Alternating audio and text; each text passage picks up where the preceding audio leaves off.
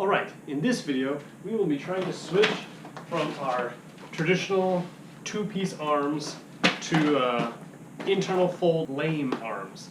I'm not sure how this will go. I don't actually have a design planned out for anything, so you'll see the whole process of me designing everything and constructing everything and then actually fitting it and starting to integrate it into my suit.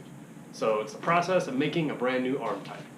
Alright, so the current design of the way my arms work at the moment is a very easy one because they're super easy to manufacture, but they have some flexibility issues that don't really work well with plasticor. So what it is really is it's two flat sheets of cardboard that are cut at a V shape so your arm can stick through it, and then they're just taped together at the top and the bottom.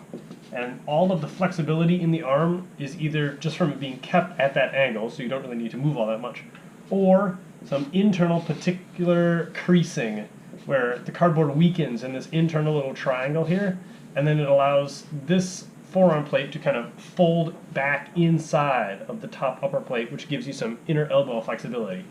Plasticor does not like to do this. That's why I had to reinvent the type of leg armor that I was using, and so now I'm going to try to design a system that's like my leg armor, but for this arm armor.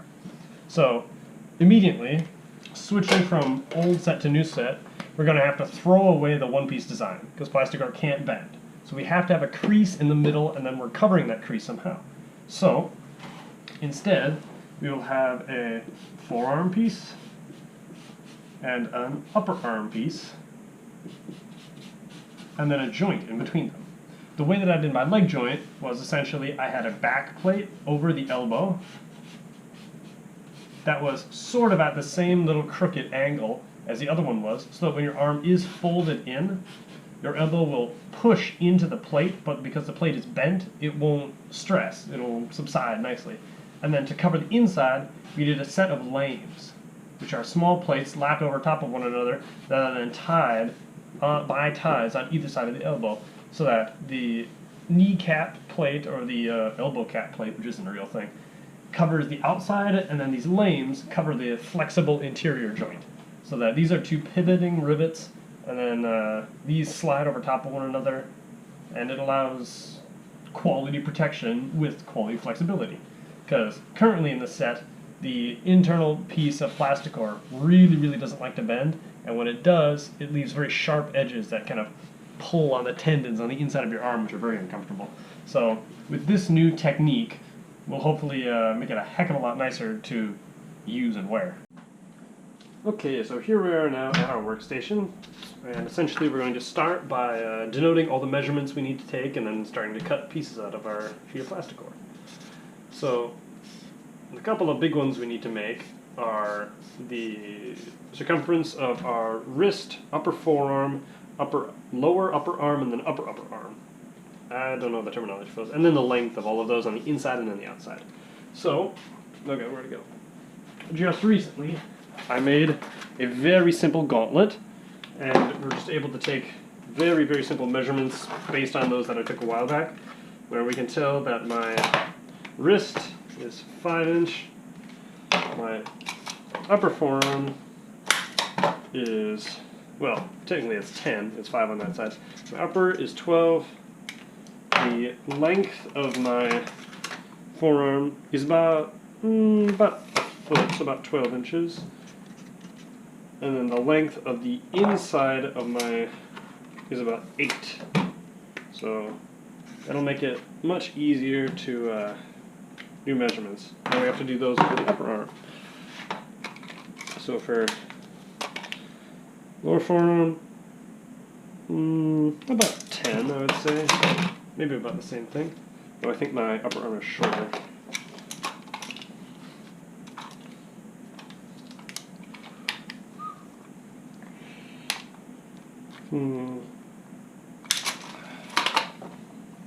Perhaps about,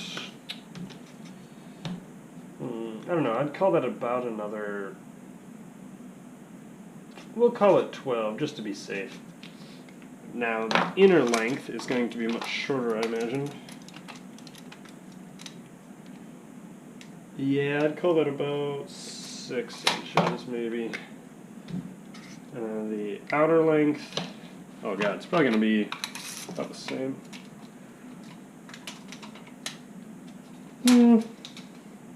Maybe even a little shorter. Maybe it's only about 8 for outer upper.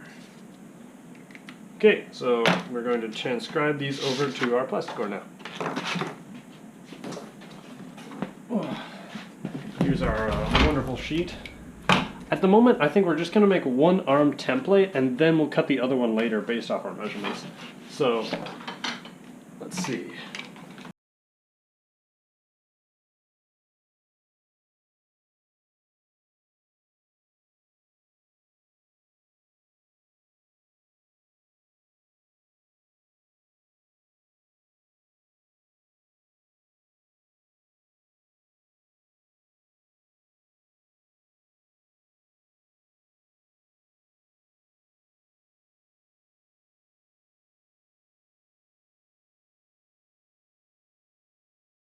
Alright, so those will be like that. Have a big old back piece and lames on the inside. Now I'm going to score them, which allows them to curve a little bit more. Even my cardboard one over there is scored, though with cardboard it's less important than with plasticor, because plasticor is so unbelievably laterally stiff. Alright, now I'm going to take more measurements and then we'll do the lames and the elbow piece.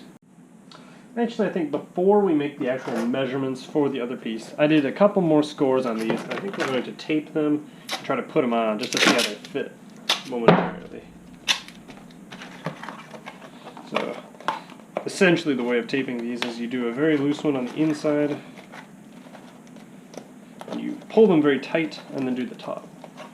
Because it has just the nature, when they taper, the bottoms are closer than the tops are. But you can pull the tops tight, and it gives you a very, very nice cylinder, or conal prism, or whatever. I don't know that terminology for the shape. But one top bottom, and one dot of length, one dot length inside. That is generally considered to be a very good tape job, as far as the average AICer goes. Alright, so it took a little bit of fiddling with it, but I finally finished both the upper and lower arms.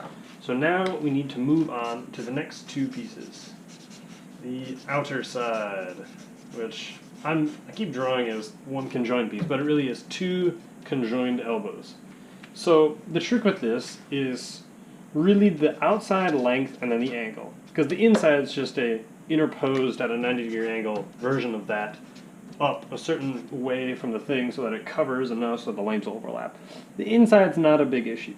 But the outside is a big issue, and more specifically, the angle of the outside is a really big issue. Alright, that took so much longer than I thought it would, but we have a much wider splint now to this, and a well-fitting forearm just like we'd used to. But now, I decided to use the aluminum foil technique. We have this piece, which I will cut into flat sheets and then trace out and cut out of plasticor. But essentially, part of the reason why I was having so much trouble is that if you actually look at my real knee joint, which I have on here, you can see that this plate, which serves as the elbow cap, actually is biased. Cap end here, where the thigh piece actually juts into there. The longer bone actually slides into a little pocket that's being made. And mine I didn't have a pocket for. And when I started messing around with the pocket, I was having some trouble, but what I realized is that actually the longer of the two sections of forearm is actually the lower. So the pocket needs to be attached to the lower, not the upper. So finally, we made this wonderful little piece here, and it kind of clamps around and we'll tie it in later, but it serves as an effective cap. And then lames will be able to fit on the inside, and it does leave some spacing at the top and the bottom, but it's not incredibly consequential. I think we'll be fine with it. So we're going to trace this into plasticor, and I'll be back when that's done. So, yeah. Alright, so we still have these two pieces that are finished, and I finally cut out this and did the rest of the taping that I wanted to, so it's pretty flexy, but it's also nice and robust on the back, so won't break, probably will bend pretty nicely. We'll do everything that I want it to. So our next fun step is we got to make holes. I don't know if you can see these, but I have punched holes with screwdrivers, 2 of them on the tops and bottoms of both of these pieces, and then 2 of them through here, so that we can run a piece of paracord down. Oh god. Sometimes the holes are a little too small to fit the knot of the paracord to stop it from unwinding. So run down through one side.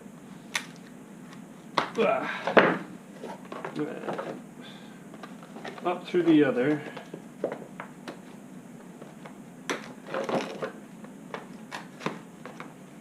There we go. Okay. And then through this one to attach it. And then when I finish the lames piece, that will run in between these two. So sit in there and the three pieces will be tied together and held that way through paracord. All of the spinning flexibility will be done through this way. Yep, and we have lots of room for ties and stuff. So that's kind of how the piece will sit. It'll sit in there like that, and then I got to do the other one, but that's how everything is attached. Alright, so I've attached this. There are no inside lames of yet, obviously, but it seems to be working rather well in its current state. This bottom elbow joint is really, really working out in particular. And it matches very nicely with my leg joints, which have the same sort of elbow operating process, which is extremely convenient and ends up being one of the more flexible leg joints out of all the ones I've had. So now we just got to do the lames on the inside. So, you can kind of see that. On the inside back of my legs are these ribbed plates, which in this case I think are about 3 inches. And I think I have 6 of them back there. So we need to decide both the length of the plates, how tall each individual plate actually is, and then how many of them there are to fit this inner distance. So this looks to be, there we go. This looks to be maybe about 8 inches worth of lames. And they need to be very skinny because they need to all be able to fold on top of each other. So they're going to have to be probably less than 2 inches, maybe 1.5 inches or less even. I might start out with maybe 6 1¼ inch lames to fit 8 inches. And then I figure we can go from there. So I think I'll cut those out and then tape them together, and I'll make a video of me cutting and taping, but that's where it stands. Okay, so again, here's our lame piece and here's our measurement sheet. Now we need to do approximately how long do we want the lames to be. It's looking like to have a little bit of overlap over top of the knot on the other side. They're going to have to at least be 11 inches. So I figure we'll just cut them all at 12 to be a little bit longer than they need to be just for safety. So 12-inch lames. And now each individual one is going to be the tricky part. It's looking like the maximum they're going to want to be able to be, man, is just about 1 inch. Maybe a little bit more. I think what we might end up doing is doing more than a lame per inch. So I think we'll have them be 1-inch lames and then just do like maybe 10 of them or something like that. It's going to be such a pain to tape, but it'll make it so much more flexible and give you really a lot of like localized protection. So I'll get out the plastic-ore, draw on some stuff, and then start recording again when I'm starting cutting.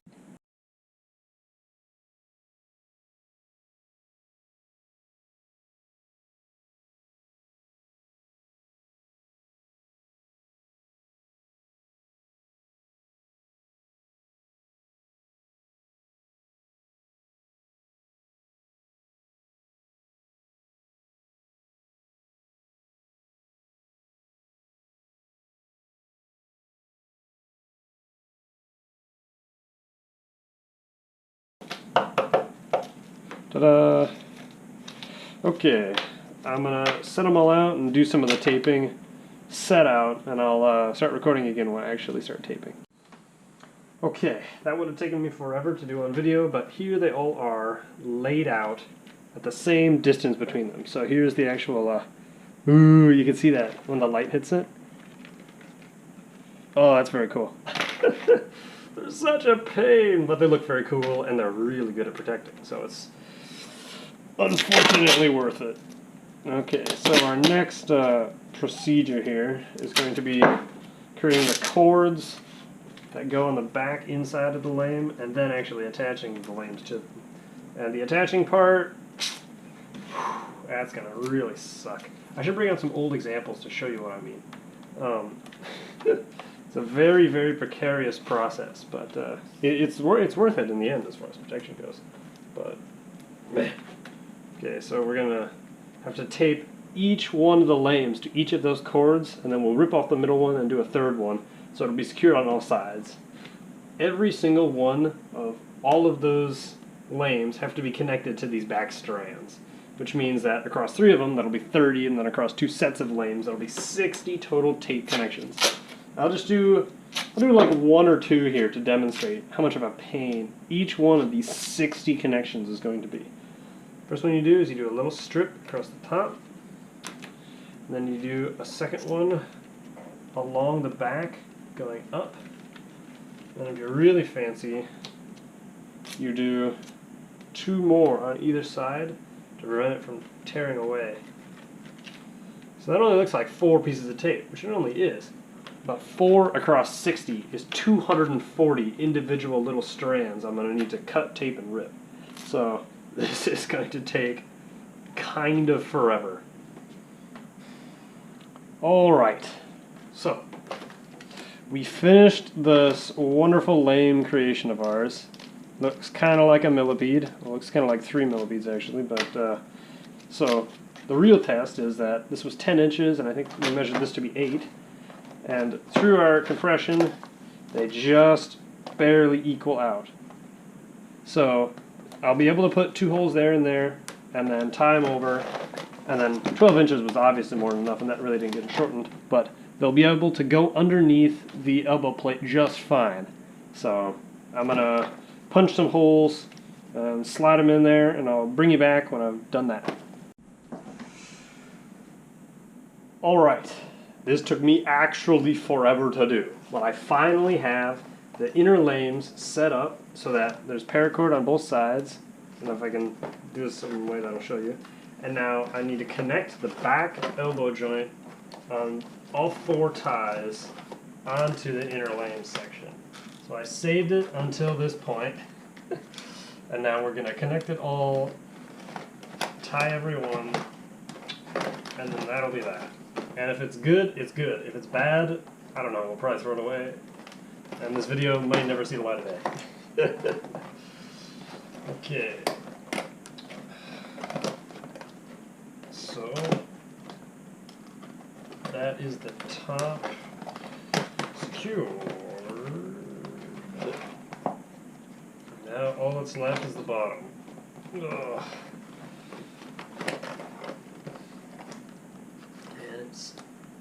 Through on the bottom on one side.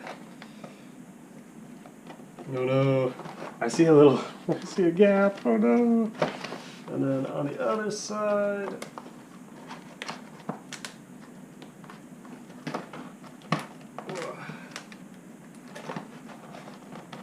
It's through and secure. Oh, good God. And now the moment of truth. I slide my arm through and we see if it's flexible. Oh! Let's go! Oh my God! It only took 4 years! Let's go! Hold on 1 sec. Alright, so the lame is all together. The arm is all there.